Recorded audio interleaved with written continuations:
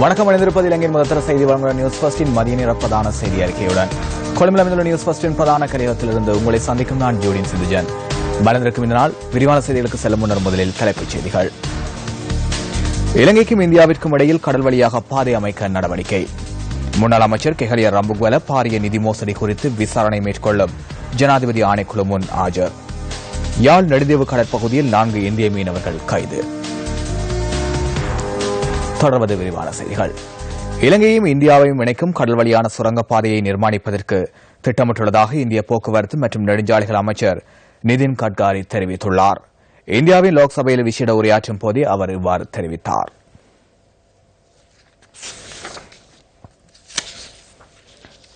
முன்னாள் அமைச்சர் கெஹலிய ரம்புக்வெல பாரிய நிதி மோசடி தொடர்பில் விசாரணை மேற்கொள்ளும் ஜனாதிபதி ஆணைக்குழு முன்னிலையில் ஆஜராகியுள்ளார்.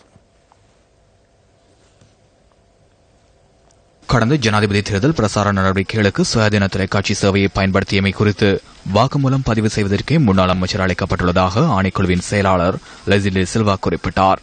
குறித்த சம்பவம் தொடர்பில் வாக்குமூலம் பதிவு செய்வதற்கு முன்னாள் ஜனாதிபதிக்கும் அழைப்பு விடுக்கப்பட்டுள்ளதாகவும் அவர் குறிப்பிட்டுள்ளார். இதனிடையே இந்த சம்பவம் தொடர்பில் ஏற்கனவே பலரிடம் வாக்குமூலம் பதிவு செய்யப்பட்டுள்ளதாகவும் பாரிய நிதி மோசடி குறித்து விசாரணை மேற்கொள்ளும் ஜனாதிபதி ஆணைக்குழு சுட்டிக்காட்டியுள்ளது.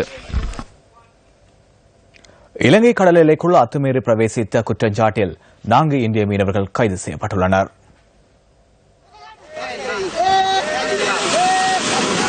யாழ் நெடுந்தீவு கடற்பரப்பில் இன்று அதிகாலை இந்திய மீனவர்கள் 4 கைது செய்யப்பட்டதாக கடற்படை ஊடக பேச்சாளர் கேப்டன் அலவி அக்ரம் தெரிவித்துள்ளார். கைது செய்யப்பட்டுள்ள இந்திய மீனவர்களின் ட்ராலர் படகொன்றும் கடற்படையினரால் பறிமுதல் செய்யப்பட்டுள்ளது. ஜெகதா பட்டணத்தைச் சேர்ந்த மீனவர்களை கைது செய்யப்பட்டுள்ளனர். கைது செய்யப்பட்டுள்ள இந்திய மீனவர்கள் தொடர்பான மேலதிக சட்ட நடவடிக்கைகளுக்கு கடற்படை திணைக்களத்திடம் ஒப்படைக்கப்பட்டுள்ளதாகவும் கடற்படை பேச்சாளர் குறிப்பிட்டுள்ளார்.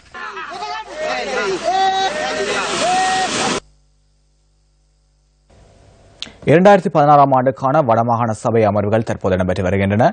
இதில் திட்ட அறிக்கை தொடர்பான வாத பிரதிவாதங்கள் இடம்பெற்று வருகின்றன. இது தொடர்பான விவரங்களுடன் இணைந்து கொள்கின்றார் எமது பிராந்திய செய்தியாளர் ரஜினிகாந்தன்.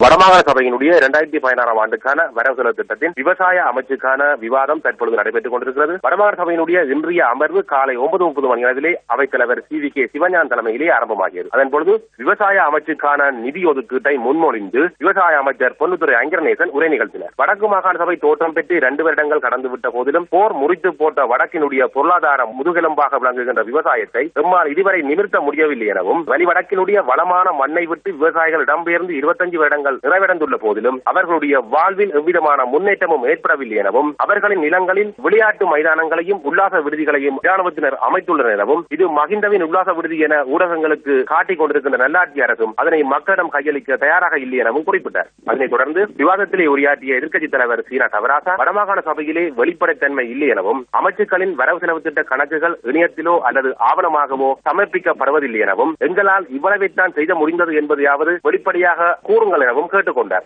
அதனைத் தொடர்ந்து விவாதத்திலே கலந்து கொண்டு உரையாற்றிய உறுப்பினர் கானா சர்வேஸ்வரன் எப்போது ஒருவன் உணவுக்காக கையேந்துகிறானோ அப்போதே அவனது வீழ்ச்சி ஆரம்பமாகிவிட்டது எனவும் விவசாய நிலங்கள் வேறு தேவைக்காக பயன்படுத்தப்படுகின்றன எனவும் வவுனியாவில் வயல் நிலங்களில் கட்டடங்கள் கட்டி விற்பனை செய்யப்படுகின்றன எனவும் யுத்தத்தின் பின்னர் விவசாயிகள் வெளிநாடு நோக்கி நகர்வதால் எஞ்சியுள்ள விவசாயமும் கை நழுவி போய்க் கொண்டிருக்கின்றது எனவும் குறிப்பிட்டார்.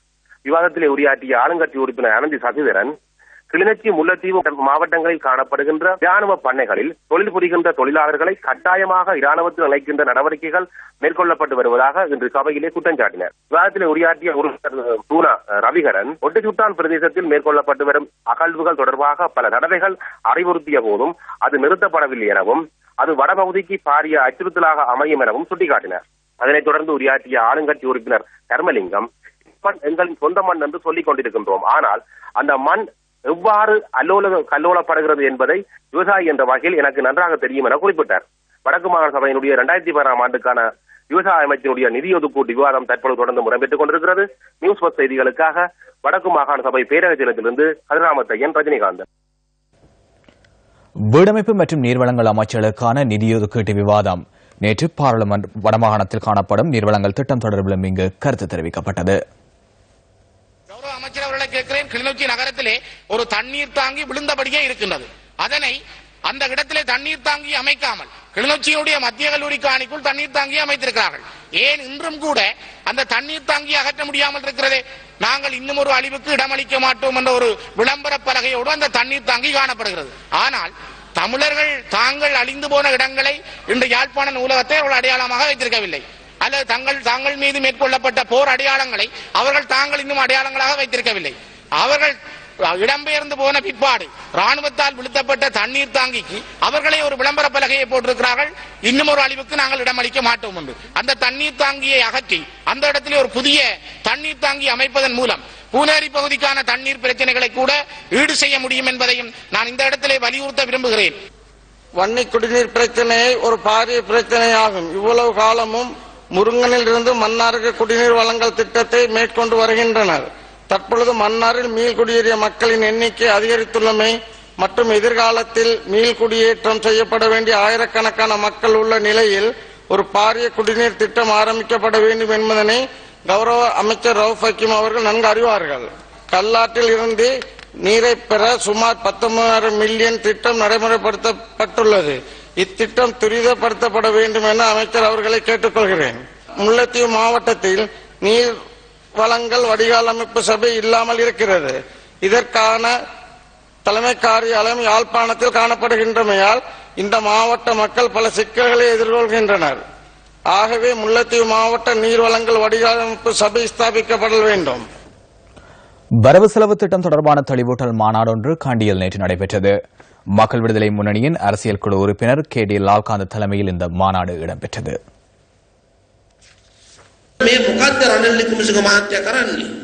ரணில் விக்ரமசிங்க தற்போது என்ன செய்து கொண்டிருக்கின்றார்? உலகில் உள்ள பொருளாதார வர்த்தகர்களிடம் இங்கு சிறந்த இடம் ஒன்று உங்களுக்காக காணப்படுவதாக தெரிவிக்கின்றார். உலகின் ஏனைய பகுதிகளை விட சிறந்த பகுதி நாட்டுக்குள் காணப்படும் பொருளாதார சீர்குலைக்க வருமாறு அழைப்பு விடுக்கின்றார். இதன் பெறுபேறே அரச சேவை, விவசாயிகள், வங்கிகள் மற்றும் பல்கலைக்கழக மாணவர்கள் என சகல பகுதிகளிலும் போராட்டம் எழுந்துள்ளது. அவ்வாறு எனின் நாம் எடுக்க வேண்டிய நடவடிக்கை என்ன? புதிய லிபரல் கொள்கைக்கு செல்ல வேண்டும். அதனை தொழிற்சங்கத்தினால் தனித்து முன்னெடுக்க முடியுமா? முடியாது. இதனூடாக சென்றால் பாம்பு எப்போதேனும் தீண்டக்கூடும். தற்போது நாம் பொல்லொன்றை தயார்படுத்த வேண்டும். தற்போது சிலரை திட்டுகின்றனர். திட்ட வேண்டாம். ஆட்சியாளர்கள் ஏதேனும் கருத்தினை முன்வைத்தால் அது தொடர்பில் போராட்டத்தில் ஈடுபடுபவர்களுக்கு 100% அல்ல, ஓரளவேனும் மாற்றத்தை ஏற்படுத்த முடியும். எம்மால் வெற்றி கொள்ளக்கூடிய கோரிக்கைகளை வென்றெடுக்க ஒன்றிணைந்து போராடுவோம். இலங்கையையும் இந்தியாவையும் இணைக்கும் கடல் வழியான சுரங்கப்பாதையை நிர்மாணிப்பதற்கு திட்டமிட்டுள்ளதாக இந்திய போக்குவரத்து மற்றும் நெடுஞ்சாலைகள் அமைச்சர் நிதின் கட்காரி தெரிவித்துள்ளார். இந்தியாவின் லோக்சபையில் விசேட உரையாற்றும் போதே அவர் இந்த விடயத்தை குறிப்பிட்டார்.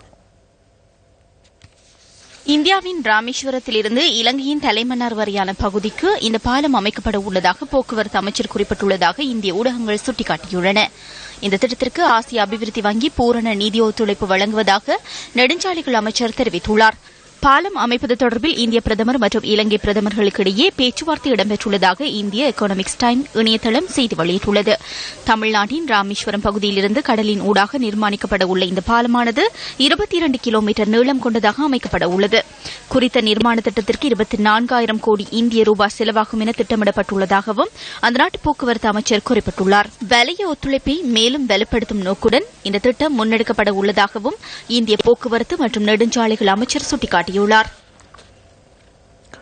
பெண்களை வலுவூட்டும் நோக்கில் நாடு பூராகவும் முன்னெடுக்கப்படும் மகளிர் அரணை ஒன்றிணைந்து உருவாக்குவோம் திட்டத்தின் மற்றொரு கட்டம் இன்று நீர்கொழும்பு மற்றும் களுத்துறை ஆகிய பகுதிகளில் முன்னெடுக்கப்பட்டது.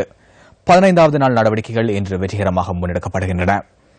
நியூஸ் ஃபர்ஸ்ட், சக்தி, சிரஸ் ஆகியன முன்னெடுத்துள்ள இந்த திட்டத்திற்கு இலங்கை போலீசார், மாகாண சபை மற்றும் உள்ளூராட்சி மன்ற அமைச்சு, மாவட்ட செயலகங்கள் மற்றும் பிரதேச செயலகங்களும் தமது பூரண ஒத்துழைப்பை வழங்குகின்றன.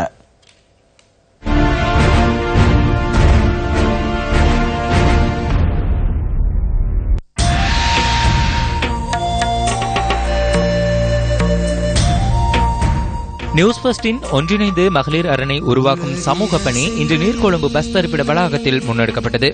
இதன்போது பெண்களின் உரிமைகள், பாதுகாப்பு மற்றும் அவற்றுக்கான சட்ட ஆலோசனைகள் வழங்கப்பட்டன.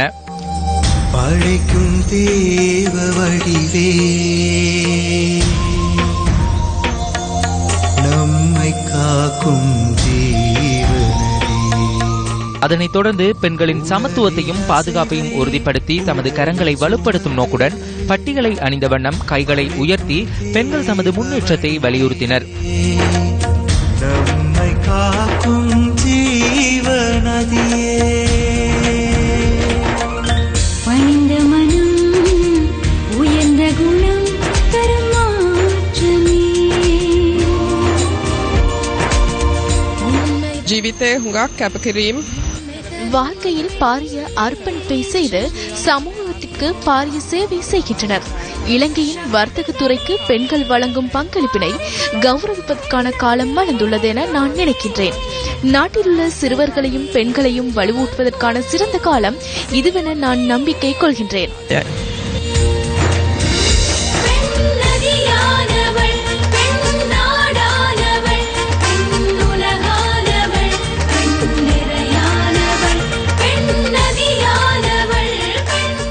ஒன்றிணைந்து மகளிர் அரணை உருவாக்கி தேசத்தை வலுப்படுத்தும் நியூஸ் ஃபர்ஸ்டின் முயற்சியின் மற்றும் ஒரு கட்டம் களுத்துறையில் இன்றைய தினம் முன்னெடுக்கப்பட்டது.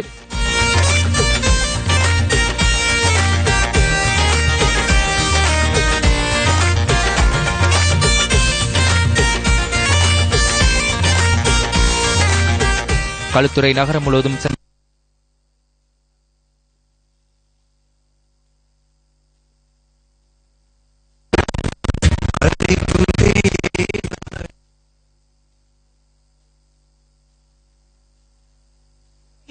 அந்த விவரங்களுடன் நியூஸ் ஃபர்ஸ்டின் இன்றைய தினத்திற்கான மதிய நேர பிரதான செய்தி அறிக்கை நிறைவடைகின்றது. நியூஸ் ஃபர்ஸ்டின் பிரதான செய்தி அறிக்கை 8 மணிக்கு மணித்தியால செய்தியை 2:25 எதிர்பாருங்கள். வணக்கம்.